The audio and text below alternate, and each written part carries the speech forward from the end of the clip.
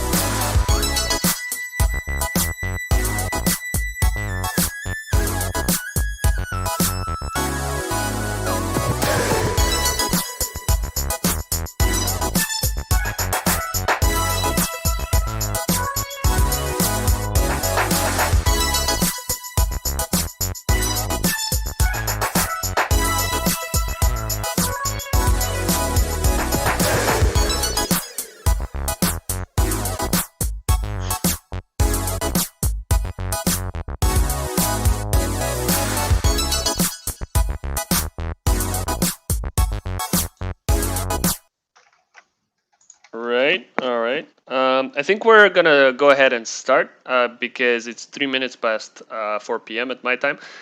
So let me just start recording, and then I'm sure Max is gonna join us eventually. I mean, we're gonna give him some time to talk later on anyway. So let me just make sure that we're streaming, and we can go ahead and start. We are indeed streaming. The stream seems good. The connection seems excellent. Okay, I started recording on my OBS as well. And we're good to go. Okay, so hello everyone and welcome to another edition of This Week in Crypto. If this is your first time here, this is a weekly panel call where the Santiment team, community members, sometimes special guests like today, hopefully, just get around and discuss recent crypto market events. But we do this from a more of a fundamental perspective. We don't really talk a whole lot about price related data. What we try to do is we try to give you a much broader context about what's been going on in the market in the past week. So we do this by combining a variation of different data sources. This includes on-chain data, social media data, as well as development activity information that we have on Sandbase for over 1,000 different crypto projects. So if you haven't used Santiment before, we've developed dozens of tools, metrics, strategies, templates over the last 3 years, all with the purpose of helping you better understand what's going on in the crypto market and understand the behavior of their main stakeholders. So, what are the whales doing? What is the behavior of network participants? What is the crowd feeling? What's been the general community sentiment at any given point in time? What are the miners doing and how are they behaving with their holdings? All this and more you can figure out by using our platform. So I suggest checking out santiment.net before or during the call or after the call. The link is going to be in the description of this video. And also, if you don't want to wait until next week to talk to us about this sort of stuff, join our Discord. The link is also going to be in the description of this video. We talk about this stuff basically every day on our trading channel. So if you have any specific questions about a coin that you're interested in, or just general market conditions where we think that we are at, feel free to ask us in our trading channels, and we'll let you know what the data says and what the data suggests. Also, another important topic that I want to bring up right away is that we are going to probably be talking about something that we've prepared for you for the next 30 minutes or so, but then afterwards, like every week, we want to hear from you. So any questions that you have for us, type them in the chat and we'll get to all of them at the end of the stream. By questions, I mean anything that you want to talk about crypto related. So if you want to know where a specific coin is at from a fundamental perspective, whether there's a potential for breakout or if it's looking topish at the moment, let us know in the comments, and then we'll try to do some impromptu analysis. Obviously, we can't get too deep into every specific coin during this call, but we'll try to look at least 4 or 5 metrics for each of the asset that you mentioned and try to figure out what the data suggests might be happening with that asset, whether there's some potential to rally or we are looking for an impending correction. One additional important thing before we get started with the content is that we now have a special offer for everybody listening and joining this call.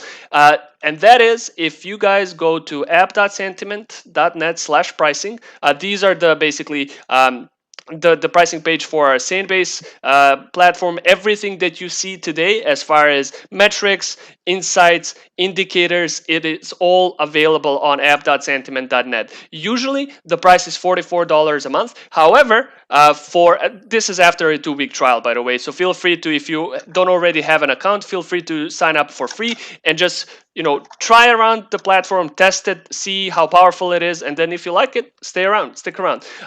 Anyway, usually the price is $44 a month if built for a yearly plan. However, for everybody listening to This Week in Crypto, we've created a special discount code. So during the checkout process, you can type in TWIC, or This Week in Crypto for short, so essentially TWIC, and you will be able to redeem a coupon of 25% off for a first billing cycle. So that means either a monthly plan or a yearly plan, whatever you choose to buy, you'll get 25% off on your first purchase, which I think is pretty good.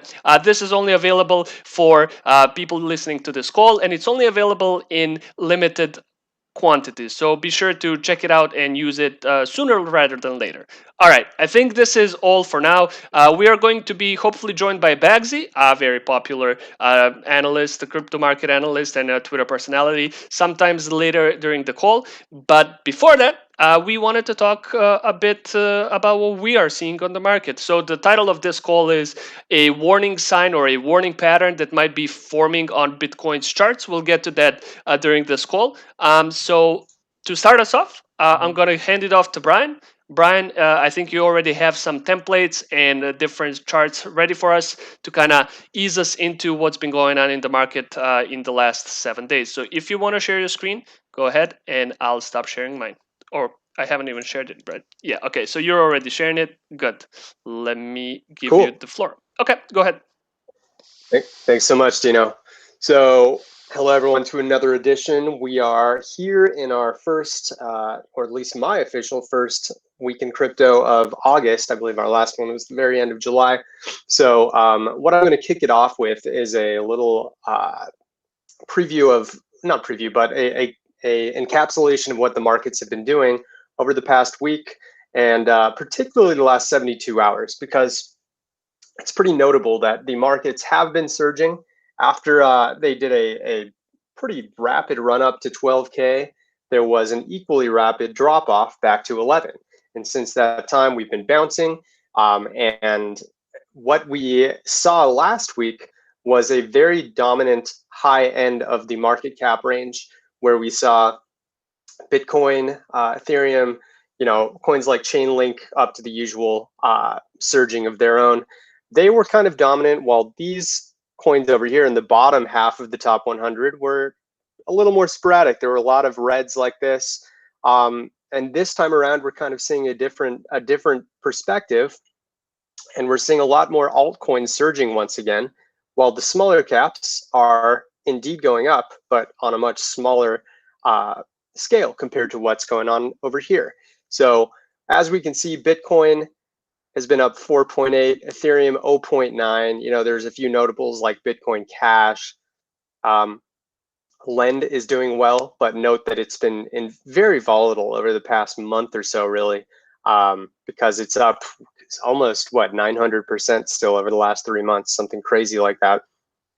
And then you see, like, you know, Band, which has been getting a lot of attention, kind of as a Chainlink competitor. And Band has been the top performing one by quite a wide margin. The nearest competitor really was Decentraland. And I've been taking a close look at Band, and I'll look at it toward the end of my segment here. It appears to have quite a following, and it just recently, over the last few weeks, seems to have had some discovery by a lot of traders, which has really propelled its price forward as investors are interested in it and think it's going to kind of do an encore of what Chainlink was doing for the last few months here. Looking at the perspective of combining 3 days, 30 days, and 90 days, this is an important model that our Sandbase Pro members can look at any time. You can see that the yellow here is still representing the 90-day change of these top 100 assets. Excuse me. And more or less, the vast majority of these coins are still having their best returns over that 3-month time frame, which was kind of post-halvening. The halvening happened right about 3 months ago, around May 11th/12th. So we're at about that 3-month point now, where we've seen the results of altcoins just taking off after Bitcoin's interest sort of tapered and only went up 22%. And I say that tongue in cheek because 22 is still a pretty good return for 3 months. But comparatively, you know, you've got assets like, if it wants to highlight, I believe it was Elrond. This one was Bancor. This one was Aurora. There's some outliers here that very few people predicted. But granted, it's important to keep this in perspective that the past 3 months are still the best time scale, and over the past 30 days and 3 days in particular, and represented by green and blue, you'll see much smaller returns, with exceptions like Band, Aurora, etc. So long story short, these shorter time frames are starting to show a little more polarization among traders. Some people think it's time to start pulling back. Other people think, you know, we're just going to see a continuation of these giant yellow bars here. I definitely recommend our fans visit the Sandbase Pro feature here and let me know if you'd like access. Just DM us in our Santiment server and we'll gladly hook you up. Moving on to daily active addresses. I'm going to start here with Bitcoin.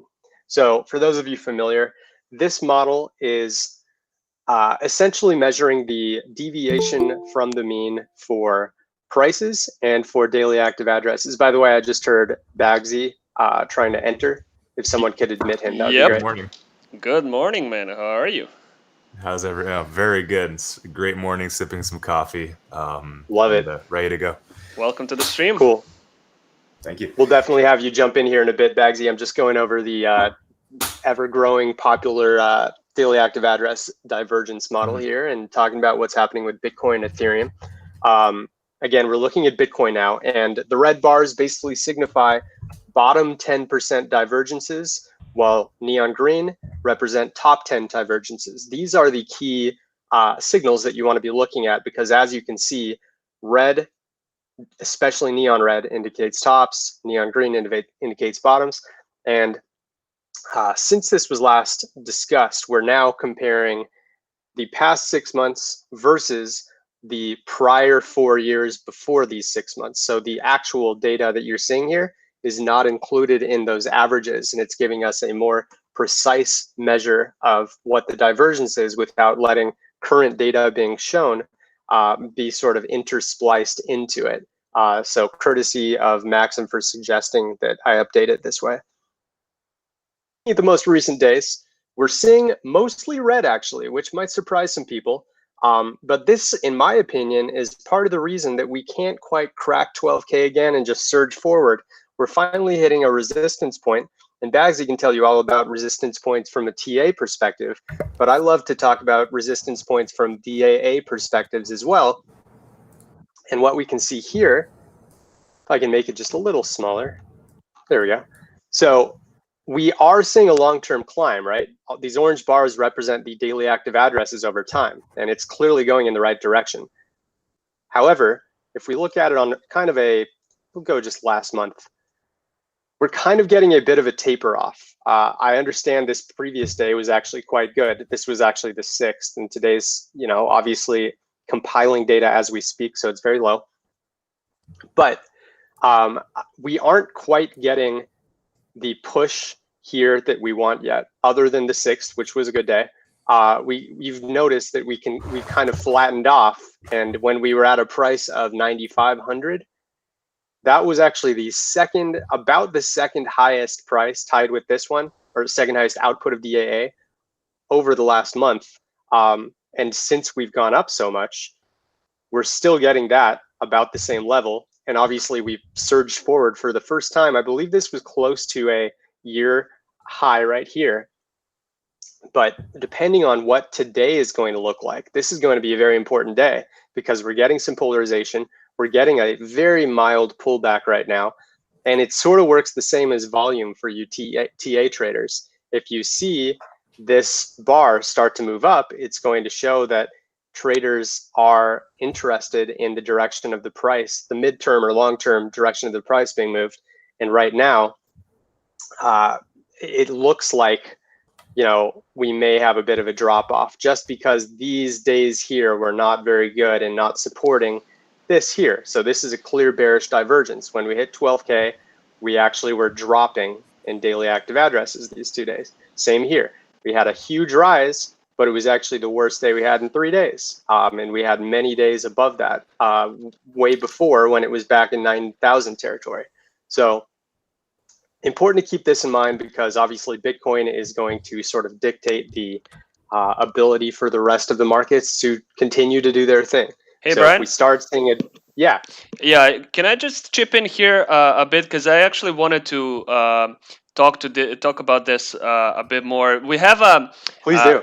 We have a report that's coming out later today. It's exclusive for our Sandbase Pro subscribers, where I talk a little bit about Bitcoin's network activity and DAA activity. So if you can zoom out to maybe like the last 5 years or so of Bitcoin's daily active addresses, I think there's an interesting trend that's been forming over the past, let's call it like a month and a half. So basically, as you can see here, it's fairly obvious that Bitcoin's price and daily active addresses tend to kind of go hand in hand, and one tends to mirror the other quite loyally over time. So you can see basically that the all-time high in Bitcoin's daily active addresses correlates perfectly with its all-time high in price, and then pretty much every time that we had these major bull cycle highs, there was a correlating spike in daily active address highs. And in fact, I think it's mostly been so all of these times where we see, like for example in 2018 and 2019 tops, this is all the only times I think in these 2 years that Bitcoin's daily active addresses went above 1 million.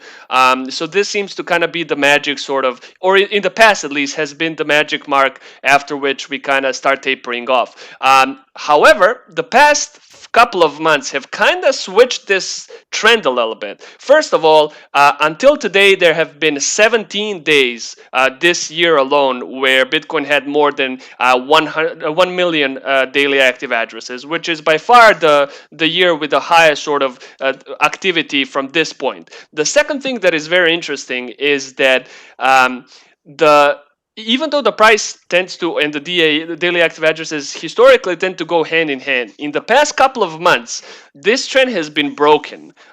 So you can see here that, like, for example, starting in, what is this, like March, May, we started rising in Bitcoin's daily active addresses, and then we hit a peak there right as Bitcoin started consolidating, right? Which is fine. This is usually what you see. You see kind of these extreme levels of on-chain activity with Bitcoin as its price rises, and then we hit consolidation. However, usually when this was the happening, by the way, too, Dino. Oh, there you go. So usually when we hit this consolidation or price correction, daily active addresses tend to fall down pretty soon and pretty quickly. However, what happened in the last month, even though Bitcoin kind of went on a 2-month raging period where its price was very, very boring from a speculative perspective, the daily activity on the network has actually grown once again. And I think, like, from just looking at the charts over the last couple of days, this is one of the rare instances in Bitcoin's history where its on-chain activity has continued to grow into a fairly prolonged consolidation period. Now, obviously, we're now starting to gain these massive spikes in daily active addresses, and this is mostly propelled by just speculative interest, given the fact that we're now trying to breach 12K again. But even before that, we saw like a month-long rise in Bitcoin's daily active addresses, despite the fact that its price was horrible to trade. Like there was nothing happening. So I don't know if this is going to be the new normal for Bitcoin, or whether we'll see this trend kind of start replicating its historical trends once again. But it's definitely worth mentioning that it's the first time in history where, really for on a longer scale, where even though Bitcoin's price was kind of just tapering off and didn't really do anything interesting, the actual activity on the network has continued to rise, which, in general should be a relatively good sign for the health of the network and for its adoption overall. So we'll keep an eye on this, but just the fact that there's been 17 days with, addresses, active Bitcoin addresses over 1 million in the past 8 months alone, is quite interesting, and it's quite optimistic for its general world adoption going forward. Yeah, thanks for that, Dino. I You should agree. see- You should see the price of Bitcoin as we are talking. It just crashed few $100. Oh, wow. I don't want to say. Well, of course, I'm not saying, but quite a good timing. Okay, anyway. I mean, that supports what's happening on the divergence chart, right? That's why, I mean, what Dino's saying is we are getting a lot more high individual days as far as DAA goes, but they're being balanced out by some mediocre days because the price has shot up so much. It's going to take more high days to maintain these levels. And we're occasionally getting them, like we did on, what was this, the 3rd, and then back in late July, of course. But recently, most days are kind of mediocre at best. And this shows from a historical perspective, they're actually underwhelming, and we're getting much more red than green. So this doesn't say anything about the long-term potential and where Bitcoin will be at the end of 2020. But over the next couple of weeks, it seems to be that the argument from this chart alone is that it will more likely pull back than go up. And that's, of course, not investment advice. That's simple data showing what the odds are dictating at the moment. Right. So I don't want to get on this for too long because we have a limited time. I will just point out for Ethereum as well. Obviously, it's shot up on a much more parabolic level than Bitcoin has over the past month. And with it crossing 400, we've actually been seeing consistent red. And if you take a look at this chart, it's predicted pretty well exactly where prices are going to go. With all these reds going on, price goes down. All these greens going on, price goes up. Just keep in mind, we aren't in neon red territory yet. So there still can be some consistency. And as you can see, prices can still go up while we're in sort of mid-red. But once it hits that bottom 10% divergence, that's when you really start to see pretty confident pullbacks by this model. So keep that in mind. And if you have more questions about Ethereum, obviously, we'd love to get into it after the call. I also really quickly want to go over MVRV. This is showing us exactly what the returns are of people who bought 30 days ago and 1 year ago, respectively in blue and red. For Ethereum, 30-day buyers are up 24%-ish for Ethereum, and 1 year are up almost 77. This is pretty significant. Obviously, there's huge outliers that like Chainlink that make Ethereum look more tame, but even in isolation, these numbers for Ethereum are pretty high.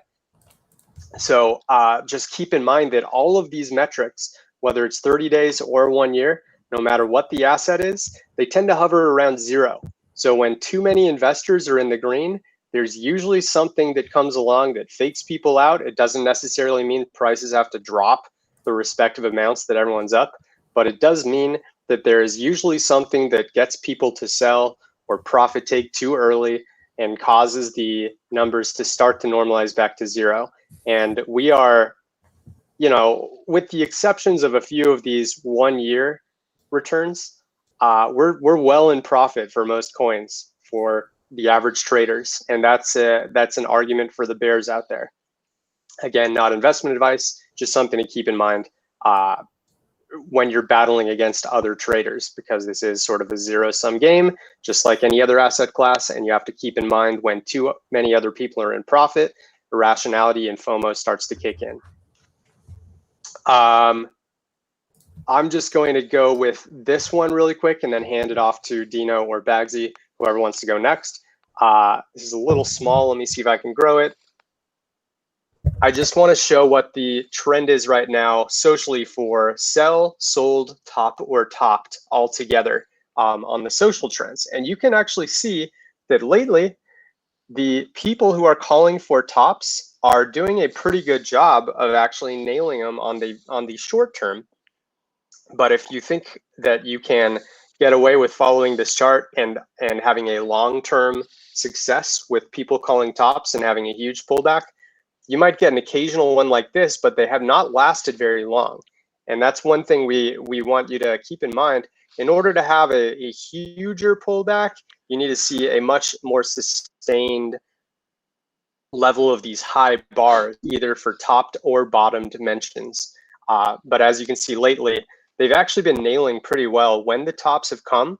And then when it goes down, that's when the price starts to surge again. So lately, the crowd has been pretty correct as far as when these pullbacks go. But in general, I see the opposite being true much more often. And if we actually compare it to bot or buy or bottom or bottomed, let's see if we get a little comparison popping up. And you can see that it's kind of happening on both ends, right? So it can be deceptive because, even right here, it's a little hard to see. That the buy or the bot actually came at the same time as the sold. So these are generally viewed as kind of just levels of polarization. And when you think that there might be a direction change, you can look at both of these in tandem and see when you might see a local top or a local bottom come in. And it's a very important social indicator that I definitely recommend to our viewers. But I'm going to stop here because I'd like to give some ample time for our other speakers. And I'm happy to answer questions after. Cool. Thanks a lot, Brian. Dino, your call. Okay, give Thanks, me 10 minutes, maybe less. I just want to go over like 2 charts basically, and then I'll give the floor to Bagsy. Okay, so I think generally I'm pretty bearish about short-term Bitcoin's potential at the moment. So this might the correction that I'm hearing about at the moment might be the reason why. Let me show you 2 charts, maybe 3, of why I think Bitcoin's chances to go up might be a bit difficult at the moment. All right, so first thing that I want to show is our social data.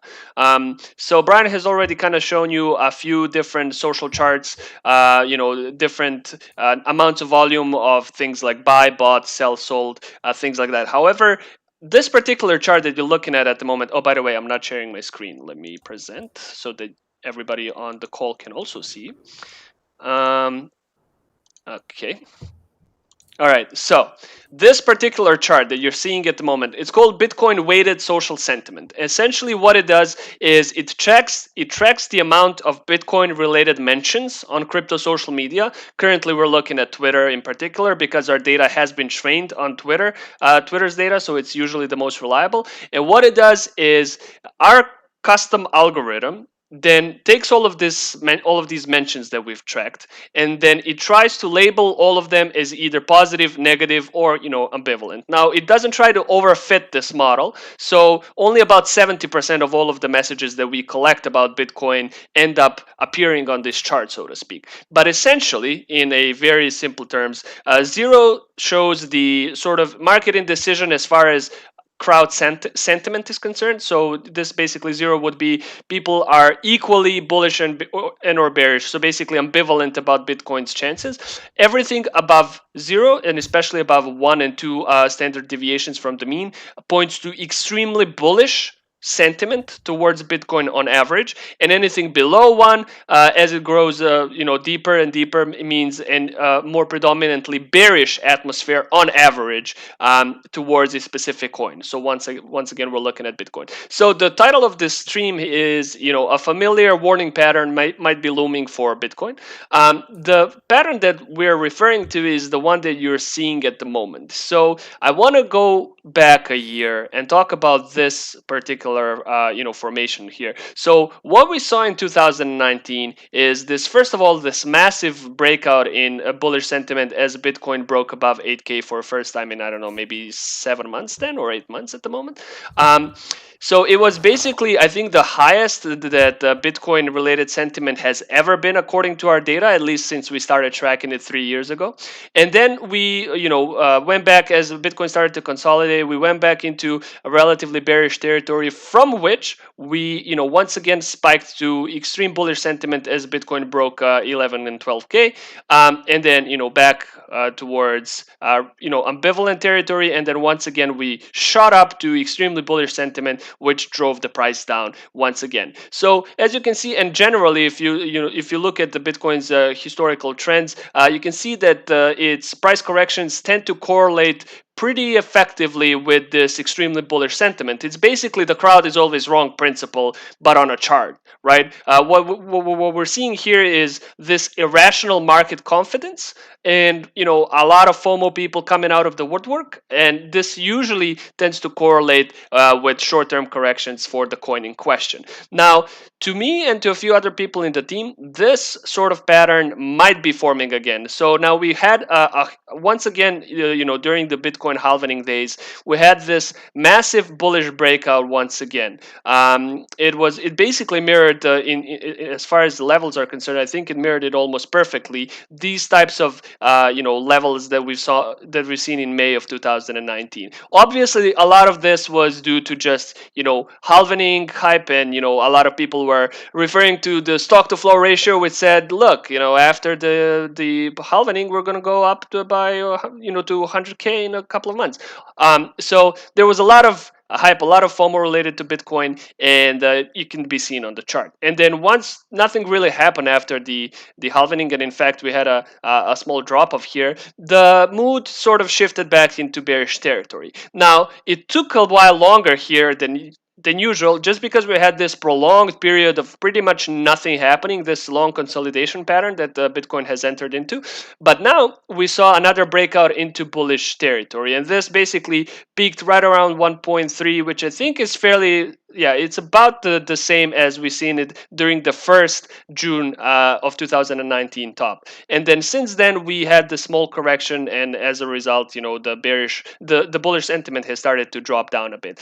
Now, however, we're seeing this second sort of top or second horn of this bullish sentiment start to appear. Now, whether this will kind of correlate to what happened in 2019 is obviously too early to tell, but it seems like in general in the past we haven't really seen more than like two major bullish tendencies in a short period of time. And usually when we see them form, it doesn't really last for long. It lasts for a couple of days, maybe a week, before we enter a correction period. So the fact that Bitcoin's bullish sentiment is now rising and is already quite high, like this is more than one standard deviation from the mean, which is quite high already, but I think it's going to keep growing, especially if we break 12K once again. These levels concern me quite a bit, as far as Bitcoin going over 13K, 14K, 15K, breaking all-time high. I think in order for us to really do this effectively, we are going to need to chill out a bit as far as our sentiment is concerned, and as far as the crowd hype is concerned. So at the moment, we're still very, I think, overvalued from a social data standpoint. And whether, if this pattern starts to repeat itself once again, we might see a correction like we've seen in 2019. So it's just something to keep in mind.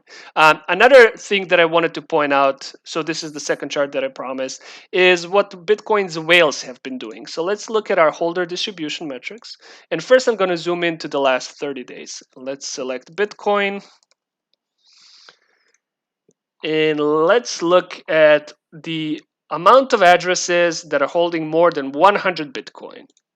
And this is what you get. Let me zoom in a bit. All right. So there's been this sort of inverse correlation between the price of Bitcoin and the amount of Bitcoin whales, now Bitcoin millionaires, basically, where we kind of saw this market indecision as far as the whales are concerned. The amount of addresses hasn't really been growing much. It's been seesawing a little bit. But then as the rally started to really heat up, we saw a fairly strong drop off or decline in the amount of addresses holding more than 100 Bitcoin.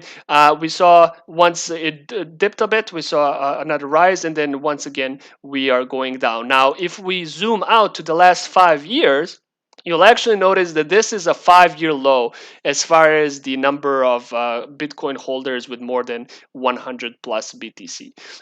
So in general, the whales, and especially in the past couple of weeks/months here, have kind of been reducing, or at least the amount of addresses holding more than 100 coins has been reducing over time. Maybe the people are consolidating their holdings, or they're moving their bags to exchanges. Whatever the fact may be, if we zoom in here, you can't really say that you can definitely see a sort of change in behavior among large Bitcoin holders starting around July 26th, when we really, when I think we broke 9K. Yep, 27th, when we broke 10K for the first time in 4 months.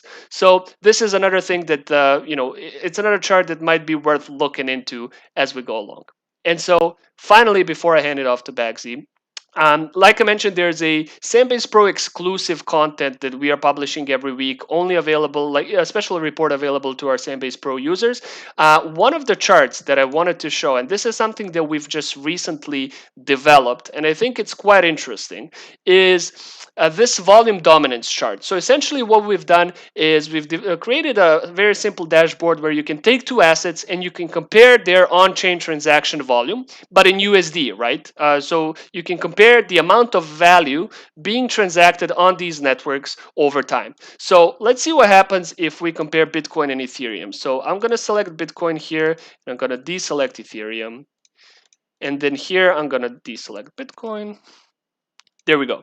So what we're going to be left with. So this, the first chart basically shows the on-chain transaction volume trends for Bitcoin over the last 6 months. Actually, let me look at the trends from the start of the year. So yeah, there we go. Year-to-date trends in on-chain transaction volume. So this is Bitcoin's on-chain transaction volume since the start of the year. Relatively stable, right? Relatively consistent as far as the actual amount of value being transmitted on the network in USD. This is Ethereum's transaction volume, and you can definitely see sort of a change in trends here around early June as the DeFi summer sort of started blooming, right? And what you get with the last chart here is the actual comparison between the two. And I think this is the most interesting chart of the three. So basically what you're seeing here is you're seeing Bitcoin's dominance in terms of its on-chain transaction volume compared to Ethereum. So it's here, for example, at its peak of 32.8, what we're seeing here is that Bitcoin's on-chain transaction volume was 32.8 times higher than Ethereum's, or the amount of value being transmitted on Bitcoin's network was about 32.8 times higher than Ethereum's. This was on January 9th. So if we look at January 9th for Ethereum, for Bitcoin, there was $7.537 billion worth of coins being transacted on the network at that day. And then on Ethereum, there was about $229 million worth of Ethereum being transacted on the Ethereum blockchain. So the most interesting finding for me personally is just how big of a decline we've experienced in the last 8 months, and especially in the last 3 months. So we went from Bitcoin's on-chain transaction volume, or value being transmitted on the Bitcoin network, being about 32 times higher than Ethereum at the start of the year, to now just being about 5 times higher than Ethereum.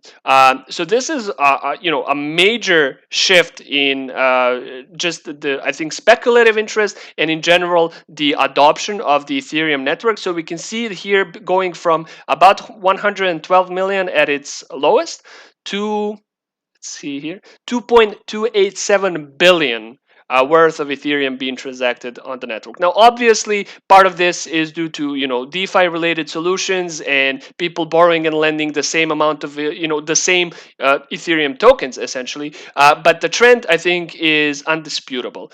This latest drop is just because today's date is not completely calculated yet. So it's something to keep in mind that as Bitcoin has started to consolidate, Ethereum has kind of started taking over as far as its on-chain transaction volume is concerned, and as far as the amount of value being transacted on the network is concerned. Bitcoin is still kind of in the lead by about 5 times or 500%. But should this trend continue, we might actually see a flippening as far as Bitcoin's volume or the dominance of Ethereum over Bitcoin for the first time ever. Something just to keep in mind. I think it's quite. I haven't really seen this being discussed all that much, and when you really see it, one against the other plotted on the same chart, it's quite striking to me.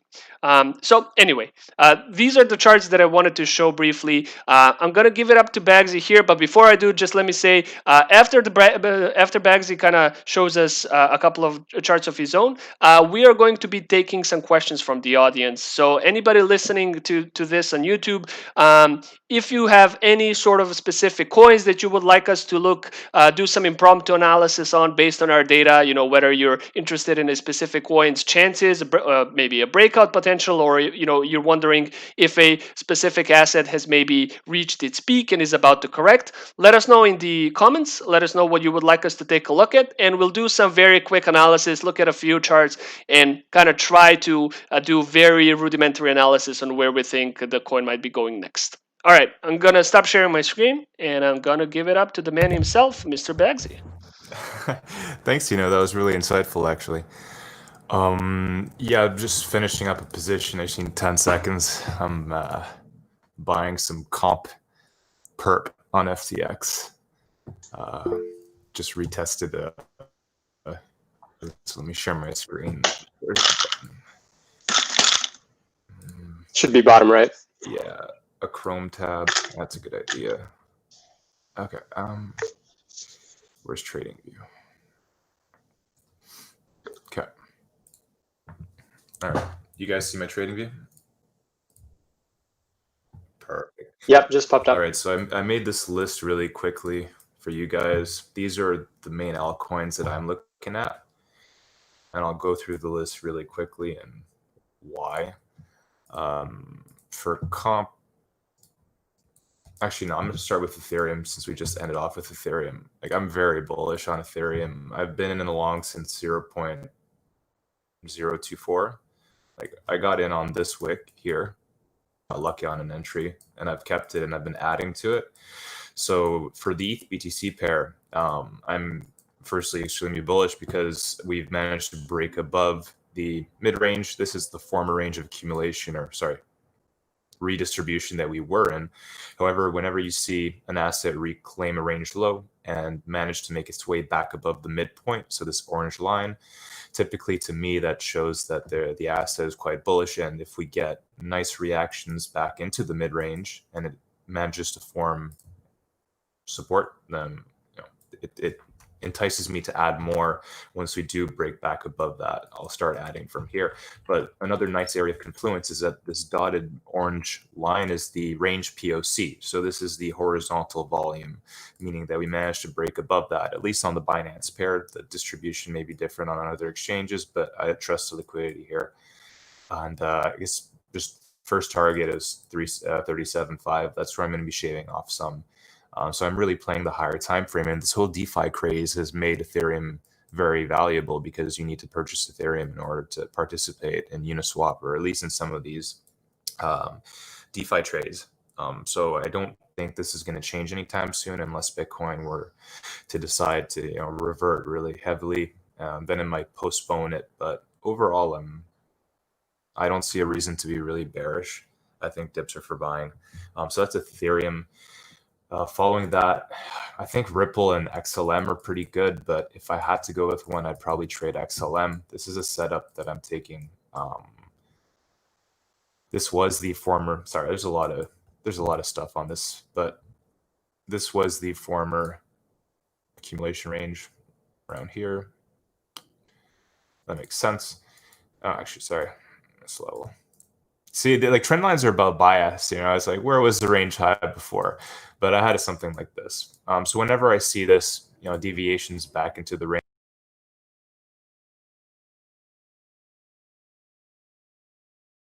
and then if it's been going sideways for, you know, any sizable amount of time, this is close to a year that Stellar has been accumulating. So, you know, it just makes sense to target high values. So I think a safe entry, like I had put in the original chart, would be the first trouble area. So around 1400 sats. That's, you know, that's a 54% gain. And I'd play this with spot, if anything.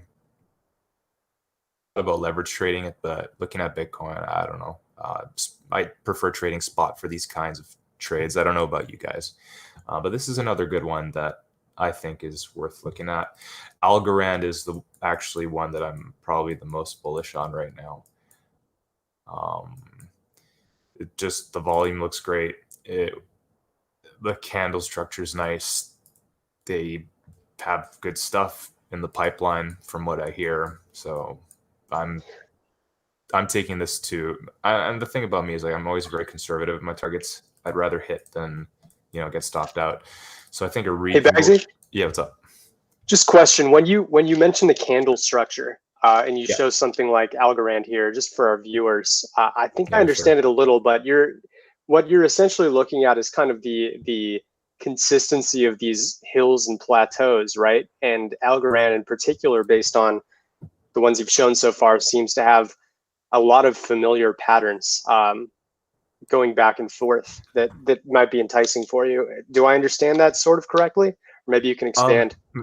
Yeah, sure. Well, just in this case, I saw this pin bar of sorts. That's what kind of got me onto it at first. And just seeing this volume, this is a 3-day, so each candle represents 3 days. Just these two candles together. On top of that, we had POC, so the most traded level horizontally.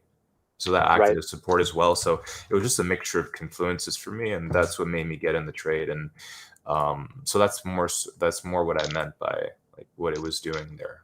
Sorry if I didn't explain myself very properly. No worries. Just trying to understand it myself a little bit. Yeah, no, of course.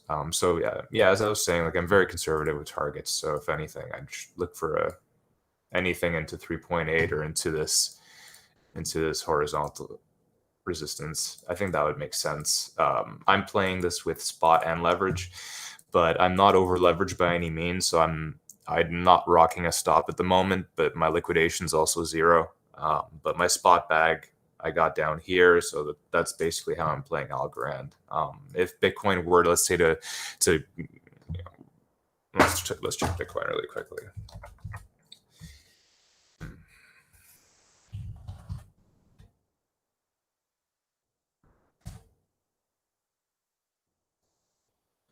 Right. So I mean, if Bitcoin, let's say, were to do something nasty like this, which I could definitely see happen, you know, that's 10.9K, maybe even all the way down to 10.5, 10.6.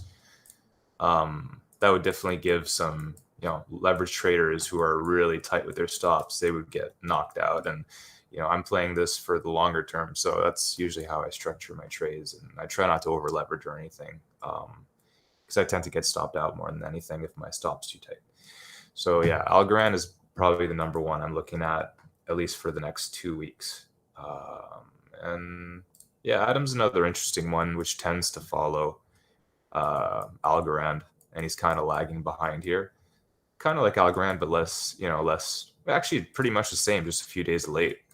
So, you know, if you like playing correlations, this could be an interesting one.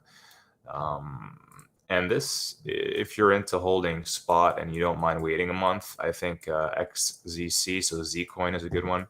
The reason I say this is because sometime in September they have a hard fork or some type of fork, and you know, this is accumulation and it hasn't really popped yet. So if anything, you know, I would take a quick trade into that. Something reasonable, 30% in and out. I wouldn't hold it for very long, but this is another interesting one. Obviously, none of this is financial advice. These are just things that I think are good for me. Everyone's really bullish on Tezos. I mean, like, I don't. It is bullish. You know, you can play a range, but I feel it's a very crowded trade too as well. And just in this example, looking at the POC, we're still trending beneath it. So I'd like to see, you know, maybe a 3-day or 2-3-day closes above it, perhaps some movement into this resistance level, and then pullbacks would be for buying. And if it were to continue, this would be the fourth tap of diagonal resistance. So if it were, let's say, to create support around the POC and make another go for it, I think that would, you know, you could add if we were to see a breakout, take it into here.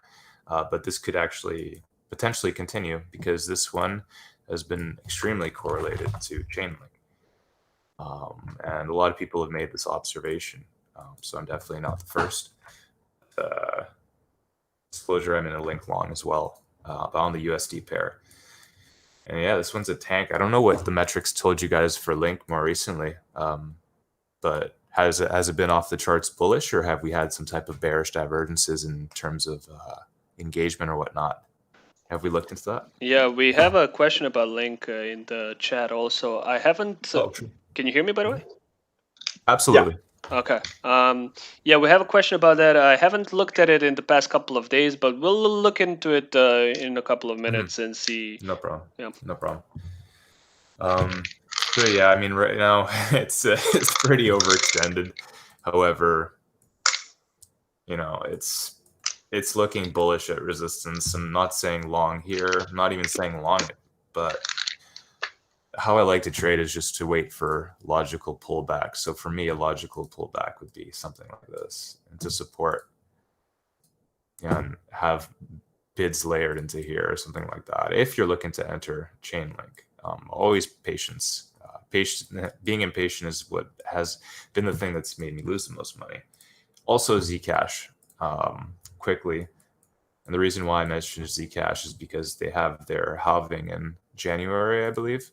So I think this, you know, this would be like an easy 50%, well, easy.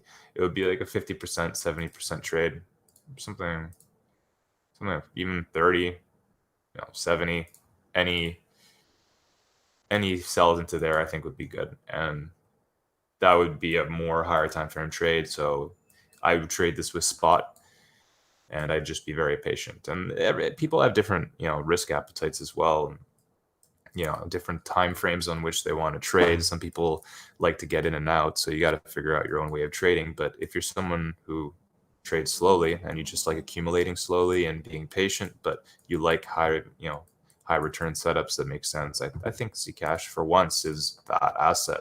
Just based off the volume, my CCI shows accumulation. We're above the POC, just like in the previous examples. So if you wanted some safer entries, anything into the POC, I believe would make sense. And yeah, that's Zcash. And Sol, I'll just mention here quickly. It's one of the newer coins, but it's one of those coins that, you know, just basically made new highs and is forming support above the former high. Plus FTX is invested in them and they're using their blockchain for stuff. So I think fundamentally this is a pretty interesting lower cap. I think Solana is around 20 million, 30 million. I could be mistaken, but that's another one to keep an eye on. And I think that's about the list. Hey, Bagsy, I wanted to ask you Sure. about so I think last week we talked about a Bitcoin market cap dominance chart on TradingView. Sure, BTCD. Yeah. So I'm curious from your perspective what you're seeing there, and you know, if you see any sort of resistance support levels, and what you think where we are at the moment. Perfect. I mean, I made this chart kind of as a meme more than anything. You know, we can use the dominance to get an idea, of course, but I truthfully haven't used it much myself in my own trading. But I think one could. Now, let me just delete all this stuff. I like using ranges. I find it's an easy way to visualize things. But if I were to trade this just like a coin, I'd start on the daily. Like, surprisingly, there hasn't been necessarily a collapse by any means in terms of dominance, and there are, if the divergences in price mean anything like they would on a normal price chart, then this to me is a setup I would actually long. So, I would take this low here. I would see the price close 2 dailies back above it, swung the former low, so took the liquidity. So I would put if I were to long it, I'd put my stop beneath here. I would enter. Oops. Let's say I were to enter now. Price should never return here if I'm right, if I'm correct, and I would expect at that point for price to return to the mid. So 67%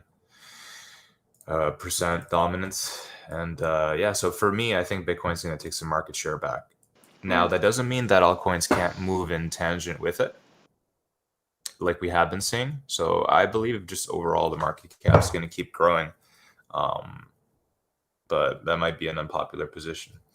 But I think the USD value, the USD value of altcoins will remain stable. But if Bitcoin were to go on a tear to, let's say, 14K from here, the BTC values will definitely pull back on most altcoins. So if you see Bitcoin starting to make new highs again, and I would consider reducing altcoin exposure just for that reason. And then you can buy the minus 30% drops on the BTC pairs and be better off. But that's just what I've seen in the past. The market won't always do the same thing as it's done. But enjoy the altcoins while they're here, and enjoy it while Bitcoin's still trending sideways. And I fully expect Bitcoin to keep going. And it's going to be good, but don't get too greedy. Yeah, same advice, I think. No, I mean on a general, like on a mid to long term scale, I'm probably there with you. I'm not entirely certain about what's going to happen in the next couple of days, but yeah, overall, I would say I'm on the same page. Okay. Sorry. No, go ahead. Go ahead. I was just going to say, just looking at it from another perspective, just simple support resistance, no ranges. This is a huge support pivot, whatever you want to call it, level for Bitcoin and its dominance, meaning that if this starts trending up again, it means for certainty that Bitcoin's value is going to go up. But as I was saying earlier, like altcoins, I think will remain stable, maybe gain a bit in USD value, but it'll definitely be, I think, a smarter play to have to increase one's position in Bitcoin over time. Because let's say I'm wrong too, and let's say Bitcoin actually drops in value, and we start closing back beneath 10K, and it's a whole other downtrend starts. Right. And altcoins will also lose their USD value, but also their BTC value as people flee into USD or whatnot. So either way, I think in general having a larger percentage in Bitcoin is smart, at least until the trend changes. Then maybe go to USD, but we'll take it as it comes. But overall, I'm bullish on Bitcoin, period. I think that's the most logical perspective, at least for me. Altcoins are good right now, but I always treat them as a seasonal thing. But right now, I'm let's say I'm more keen on buying resistance than selling support. Right. Yeah. So that's what I got for you guys. Thank you for listening. Thanks a lot, Bagsy. Thanks, Bagsy. No problem. Make sure to check him out, by the way, at I'm Bagsy on Twitter. Thank you. Appreciate that. Here. Okay, let me go back to presenting because I want to answer a few questions before we sign off. And in talking about different market shares and correlations, I wanted to also just briefly show what has been sort of a recurring theme a little bit in terms of the correlation between Bitcoin and the S&P 500 index. So this is also a part of a report that we are going to be publishing today to our Sandbase Pro subscribers, but I think 2 weeks ago, or sometimes around the beginning of July, the correlation between Bitcoin and the S&P 500 index was the highest it's ever been. At least I think the highest in the last 5 years. What we tracked, it was about 0.08, where zero would mean that the two assets are kind of moving independently of each other, and the one would mean that they are moving completely in tandem. That their correlation has kind of peaked. But since then, we've had this very strong drop in the correlation between Bitcoin and the S&P 500 indexes. Basically, BTC started rallying, and the S&P wasn't really able. I mean, the last I've seen, it's also been up, but it hasn't really been able to follow the same price momentum. Now, what I found interesting is, although the chart is quite noisy, when you compare the correlation over the price of Bitcoin over time, there have been similar drop-offs from a relatively high range or a relatively high level of correlation between Bitcoin and S&P 500 in the last 3 years of bull rallies for Bitcoin. So we saw this sort of massive pullback here before the 2018 rally. Very similar, strong divergence or strong drop off in the correlation, actually going into negative before Bitcoin's 2019 rally. And then we saw this very strong decline in the last couple of weeks as well. Whether this is indicative of something or not, I mean, you can make the case that there's been a few sort of ebbs and flows in between that have kind of been inconclusive, but I think it's something to keep in mind as well. And now let's look at a few coins that we have been asked to check out in chat. So one of the ones that I've seen is Ocean. So let's look at Ocean, because I'm also writing an article on it today anyway. Ocean has had quite a cool couple of days. It's been 13%. It's been up 13% in the last 24 hours alone. And when looking at its on-chain data, there have been some concerning signals in my mind forming on Ocean's chart. So if you look at the exchange inflow for Ocean, or the amount of the Ocean tokens being moved to known centralized exchange wallets, we've seen quite a big spike here just recently. I think in the past 24 hours. Let me zoom in a bit so you can see it better. And then looking at the actual amount of Ocean on the supply of Ocean on exchanges as a percentage of total supply, we also saw it spiking here from 10, below 10 to now 10.7% of the total supply of Ocean being moved to exchanges. This is also in line with the behavior of the top non-exchange holders of Ocean, which have been kind of declining their position a bit for a while now, but especially concerning is this last drop-off that we've seen along the rally. So it went from 17 million Ocean being held by the top 100 non-exchange addresses to 413 million today. So it's about 4 million Ocean being moved away from the biggest Ocean holders that are not exchange wallets.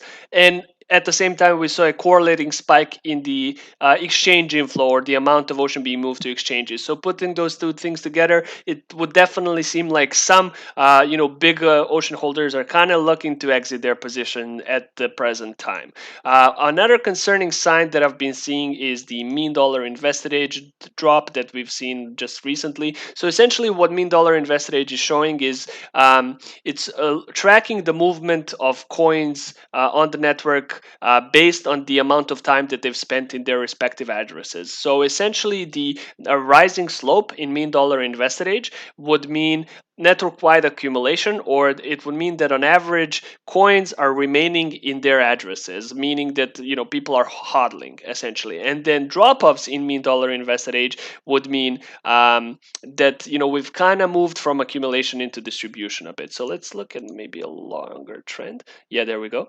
So this one, I think it's quite high, and I think it's probably an isolated event, one or two major wallets moving their bags. But especially given the latest market action, I actually would consider this to be quite concerning. Like if you look at Bitcoin's mean dollar invested age, and I'll show it at the moment, these sort of drop-offs and switches or paradigm shifts from accumulation into distribution very often correlate to short-term corrections or consolidation periods. The one other thing that I will show for Ocean is their MVRV ratio. So this currently what we're looking at is the 30-day MVRV ratio for Ocean, meaning we are currently looking at the average profit or loss of all addresses that have acquired Ocean in the previous 30 days. But this is on for the last data for the last year. So why this is important is that it usually tells us, it shows us historically when these levels have peaked, or what were on average historically, what were the profit margins at which short-term Ocean holders started offloading some of their bags and moving away from their positions, right? So we can see that in general in the past year that the 30-day MVRV ratio starts to peak around 140, which means essentially it means that the new money or 30-day holders were about 40% up on their initial investment. So 141 would mean plus 41% on average on their initial investment. We can see here being 130, 147, and usually, obviously, these peaks correlate with short-term tops, as like you see here and here. So 129. Let's see, 155, 152. So on average, I would say, or not on average, as a range, I would say anywhere between 30 to 55% gain on their initial investment has usually been enough for short-term Ocean holders in the past to start thinking about exiting their positions and taking profits. So if we look at the latest data, the short-term or 30-day MVRV ratio was at 1.71 and currently is still high at 1.56. So historically, this is extremely high as far as the average profit of short-term holders, and usually they don't really stay for long at these levels before this ratio starts dropping off, meaning that their bags are starting to they're starting to offload their bags. So I would consider these levels quite overvalued for Ocean at the moment. And then looking at its long-term holders, or the MVRV ratio of all addresses that have acquired Ocean in the last 365 days, this is a bit more optimistic. So we can see that even though obviously the average profit or loss of long-term Ocean holders has kind of started to grow along the rally, it's still quite a ways away from historical tops. So usually it seems like Ocean holders tend to hold long-term holders tend to hodl for quite a long time before selling. So this is 500%. Yeah, around 5, there we go. And currently we're about 3.59, so about 350% on their initial investment. Now keep in mind that in general the MVRV ratios tend to kind of flatten out over time. I think this is basically just because over time the market starts to mature, and both long and short-term holders are become more risk averse and start offloading their bags a bit sooner than they have done previously. But overall, I definitely think that Ocean's MVRV ratios, both short and long term, are now starting to enter these danger zones, so to speak. So me personally, I wouldn't, if I was looking into Ocean, I personally wouldn't go into a position right now. But once again, not really an investment advice, just something that I've seen on its charts in the last couple of days. Now, I talked about the mean dollar invested age. So if you look at Bitcoin, and let me show you its own mean dollar invested age over the last year, so you can kind of see what I mean. Okay,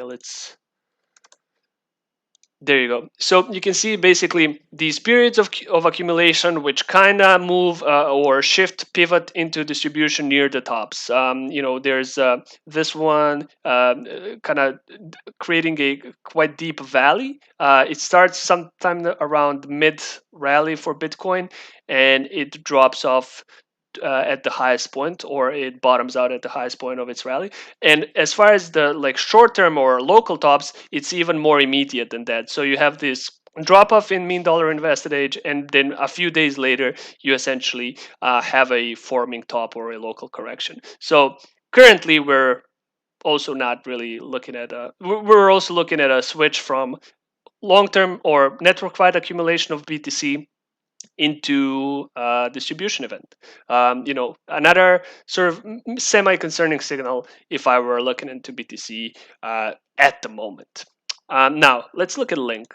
Because I haven't really been checking out Link much. Oh, one additional thing for Ocean to mention is that its daily active addresses have kind of been in a slump for the last couple of days, which is not great if you wanna have fundamental support for a prolonged rally.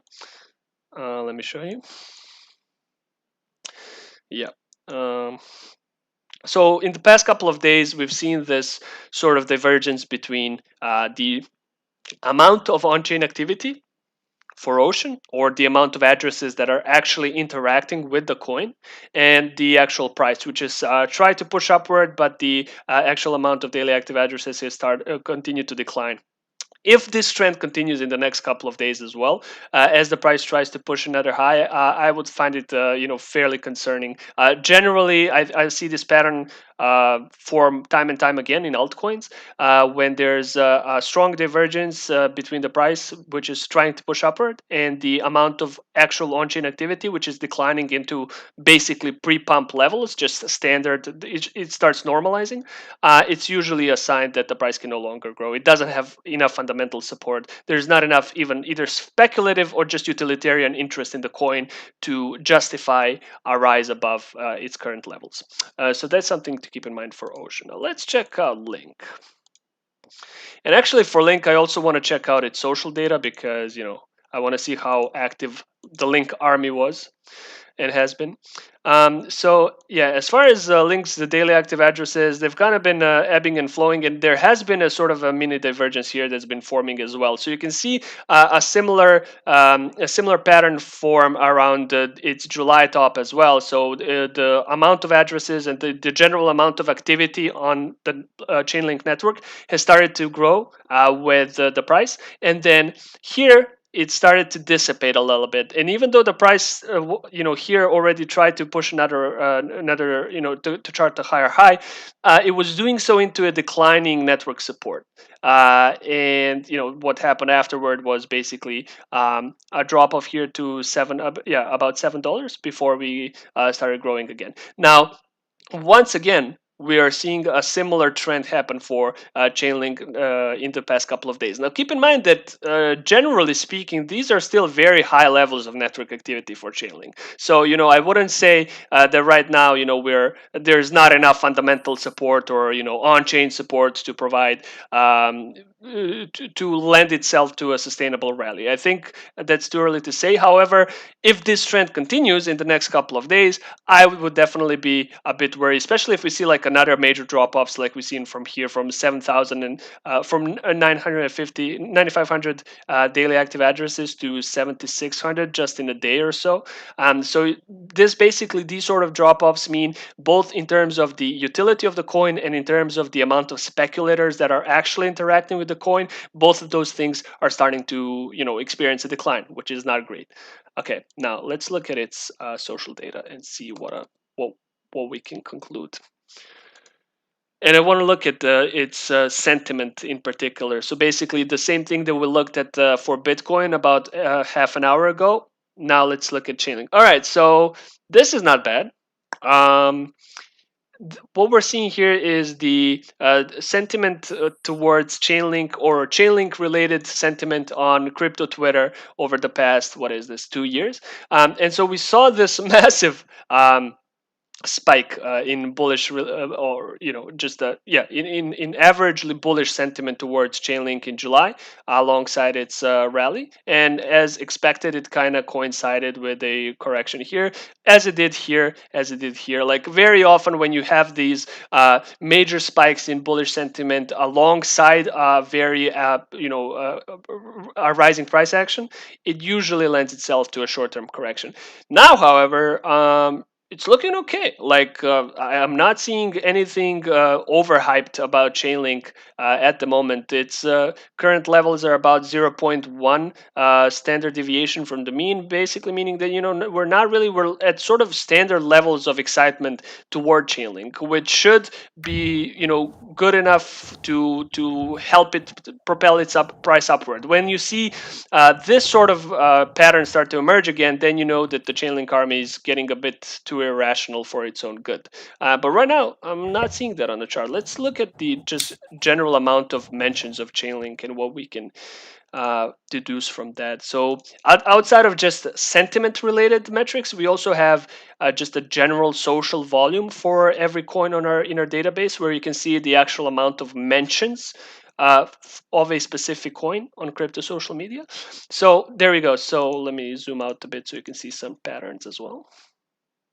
Okay, so generally, once again, when you see these extreme levels of crowd-related chatter towards a coin, especially if it correlates with a rising price action, it's usually a bad sign for the coin. You can see it kind of correlating with the local Chainlink top here, here and here as well. And obviously, during the July rally, there was a massive spike in Chainlink-related chatter, and it showed. It's basically forced the price downward quite quickly afterwards. Now, yeah, I mean, we're definitely seeing an increase in Chainlink-related chatter.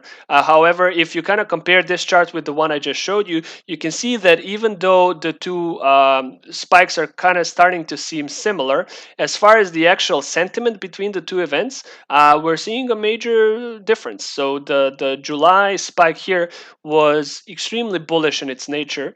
The last or the latest sort of spike in the amount of Chainlink mentions has been relatively timid in comparison, which once again is okay. Should be, is a positive sign for its sort of midterm potential. Now, I also want to see its sort of network-wide trends. Okay, so yeah, once again, we're seeing this drop-off in mean dollar invested age. And you can kind of see similar things happening to it as they have with Bitcoin. So we go from a long-term or a just network-wide accumulation period into a sort of distribution event right as the Chainlink's price starts to consolidate itself. We saw the same thing happening here around July, and so there's been a slight drop-off once again. So we kind of flatten out in the last couple of weeks, and in the past few days, we've sort of seen let me zoom in a bit so I can see it a bit better. Yeah, we've seen another sort of drop off in the mean dollar invested age, which essentially, I think, if we look at its age consumed, I think it should mean that there's been a couple of spike in its age consumed, essentially meaning that some long-term holders or coins that have not really moved for an extended amount of time have started moving between addresses once again, which usually tends to correlate with periods of increased price volatility for the coin in question. Now, let's see if there's anything exchange related that should be worrisome for Chainlink. If there, no, not really, not any sort of major spikes in exchange inflow like you can see here during Chainlink's July action. Let's see. Let's look at the amount of Chainlink being held on exchanges as percent of its total supply. Yeah, it's actually on a downward path, which is good.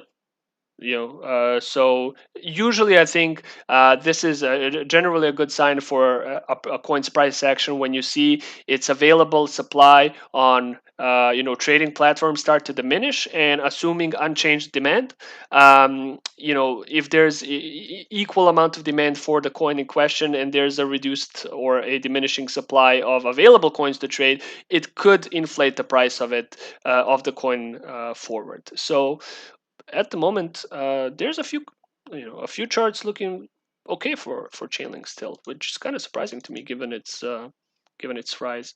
Let's look at the MVRV once again. Still within its historical limits. It's kind of getting hot, but I think it could grow still. Like, okay, if you look at, so once again, we're looking at the average profit or loss of short-term Chainlink traders over time. So they kind of tend to peak at, let's see, 140. 126, 130. So between like 20 and 40, right? Yeah. And currently we're around 28. So we're kind of still below the levels that we've seen Chainlink holders start moving their bags in the past couple of months. So I think we could grow a bit higher, but we're definitely kind of entering a danger zone. Let's see long-term Chainlink holders and how they're feeling. Oh, okay. Well, this is, yeah, I mean, not really surprising, but we're quite high. I think maybe historically high. No, not really. Every month is a new historical high with looms. Yeah. At least in price. Yeah, this is not great. Okay, so currently, Madness. At some point, these things just don't even matter no, anymore. yeah, The you're right. analytics just go out the window. Especially when everybody's I mean, a lot of Chainlinks. FOMOing. Yeah, everybody's FOMOing, and a lot of Chainlinks recent success I've seen kind of being contributed to DeFi in general and the proliferation of DeFi protocols, and the argument being made that Chainlink oracles are being used more and more in these protocols, and therefore as these DeFi solutions start to grow, Chainlink will grow just by proxy. And whether you agree with that or not, it's kind of been the case in the past couple of months. But currently the long-term holders are about 230% up on their initial investment, which is wow. Okay. Yeah, so in July, this was the exact level at which we saw a correction. So the long-term holders they peaked at about 230% as far as on average, they were about 230% in their initial investment before we saw a correction. And currently we are at that exact same level. So, it remains to be seen. I think, the Chainlink's price action is so ridiculous at the moment that I wouldn't be surprised that to see their long-term holders, especially given the sort of the network-wide, the market-wide vibe about Chainlink and the DeFi-related assets in general. I wouldn't be surprised if they held for a while longer before starting to sell. So surprisingly, Chainlink's still looking okay. I'm not seeing too many sort of bear signs or signs of an impending top. It could happen, but overall, it's looking okay. It's looking okay. Okay, we're about, I think, 20 minutes overtime. So I think we're gonna have to end it here. I would like to thank everybody that has been, joining us and watching this live and after the fact as well. I would very much like to thank Bagsy in particular for joining us once again on this call, man. Always a pleasure to have you, and hope you visit us soon again.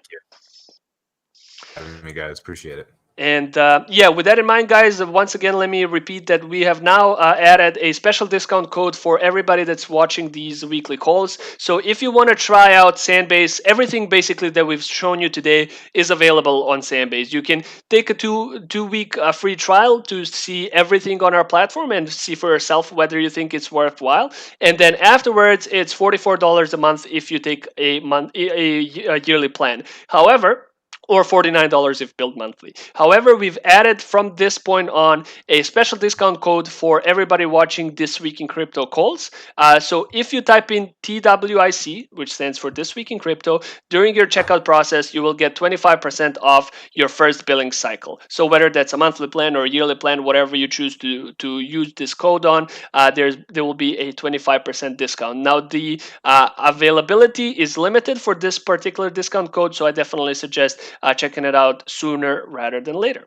And that's going to do it for us this week, guys. Thank you, everyone, for joining us. If you don't want to wait until next week for, just to talk to us about what the market is saying, join our Discord. We have pretty much active trading channels where we talk about this sort of stuff every day, even on the weekends. So any coins that we haven't really gotten to today during the call, more than happy to kind of talk shop with you guys on our Discord channels. All right, that's gonna do it for us this week. Thank you all, and I'll see you in 7 days. Much appreciated, guys. Thank you. Thank you, guys. Bye-bye. Thank you. Bye.